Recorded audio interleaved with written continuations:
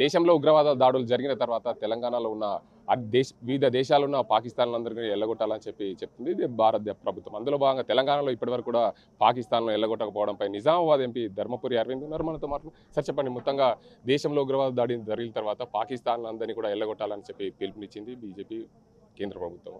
తెలంగాణలో ఉన్న వారిని ఇప్పటికి కూడా ఎవరిని కూడా ఎల్లగొట్టకూడదు. అది నిజామాబాద్ జిల్లాలో ముఖ్యంగా బోధన్ నియోజకవర్గంలో 48 మంది రోహింగ్యాలు ఒకే ఇంటి నెంబర్ మీద పాస్పోర్ట్ వచ్చిన పరిస్థితి. తెలంగాణ దురదృష్టవశాత్తు హైదరాబాద్లో ఓల్డ్ సిటీ, ఈ నిజామాబాద్ పట్టణంలో ఉన్న ఓల్డ్ బస్తీ, పాత బస్తీ, బోధన్ పట్టణం ఇవన్నీ కూడా టెర్రరిస్టులకు అడ్డాగా మారుతున్నది నిజంగా దురదృష్టం. ఒక ఎంపీగా నేను దురదృష్టంగా భావిస్తూ ఉన్నా. ఇక్కడ అడ్డాగా మారుస్తుంది కారణం కేసీఆర్ ప్రభుత్వం, 100% కేసీఆర్ ప్రభుత్వం. దాన్ని కొనసాగిస్తున్నది కాంగ్రెస్ ప్రభుత్వం.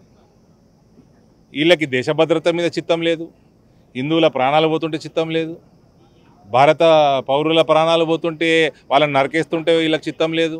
వీళ్ళకి ఎంతసేపు తుర్కోలో ఓట్లు కావాలి, ఓటు బ్యాంక్ రాజకీయాలు చేయాలి. ఉగ్రవాదానికంట మతం ఉండదట, మతం ఉంటుంది. మతంలో లేకపోతే మతం అడిగి ఎందుకు చంపుతున్నాడు బే?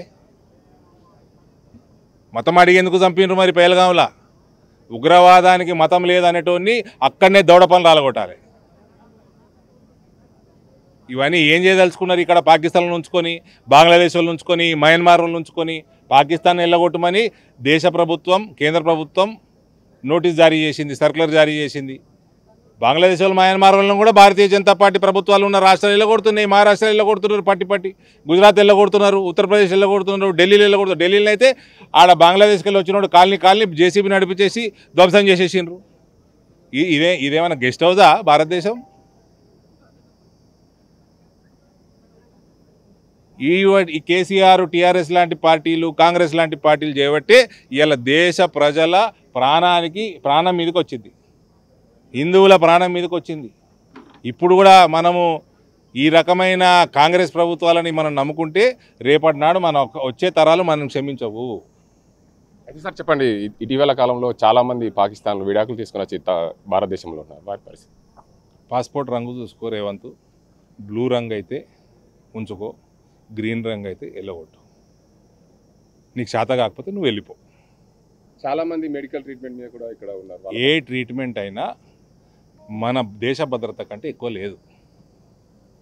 ట్రీట్మెంట్ చేస్తాం. వాడు పేరేంది, వాడు అక్బరుద్దీన్ ఓవైసీ గాడు 15 నిమిషాలు ఇస్తే హిందువులందరూ నరికేస్తామన్నాడు. ఆడ మొహమ్మద్ పైలా నన్ను బొక్కలిర కొడితే ఆయన్ని 50 సార్లు ఓడిస్తే ఆయన కాపాడింది హిందూ డాక్టర్లు. ఆడట హిందువులందరూ ఆయనే పెయ్యి చక్కగా లేదు, 30 పొక్కలు ఉన్నాయి అలా. ఆడట హిందువుల్ని 15 నిమిషాలు చంపుతారట. హిందువులు అంటేనే అందరూ మొత్తం మన సనాతన ధర్మం అంటేనే వసుదైవ కుటుంబకం, అందరూ ఒకటే, మనమందరూ ఒక కుటుంబం అని భావించే ధర్మం మనది.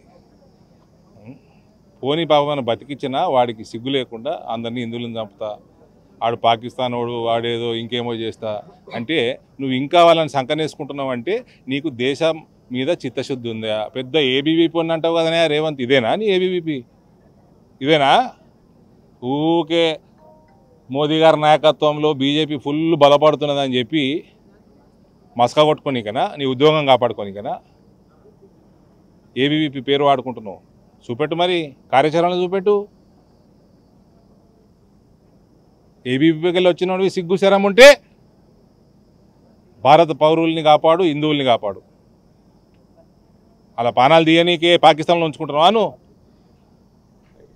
మొత్తానికి చూసుకోవచ్చు, ఇది నిజామాబాద్ జిల్లాలో ఏదైతే రోహింగ్యాలు ఉన్నారో వారందరినీ కూడా బయటికి పారదోలాలి. పాకిస్తాన్లో ఎవరైనా సరే తెలంగాణలో ఉన్న వారందరినీ కూడా బయటికి పారదోలాలి. దేశవ్యాప్తంగా ఉగ్రవాదం జరుగుతున్న నేపథ్యంలో తెలంగాణలో భారతదేశంలో ఉన్న పౌరులు పాకిస్తాన్లోకి వెళ్ళి వారికి పాస్పోర్ట్ చూసి రంగు చూసి పంపించాలని చెప్పి కోరుతున్నారు. ప్రపంచంలో ఏ మూల ఏ క్షణం ఏం జరుగుతుందో వేగంగా తెలుసుకోవడానికి తొలి వెలుగు వాట్సాప్ ఛానల్ని ఫాలో చేయండి.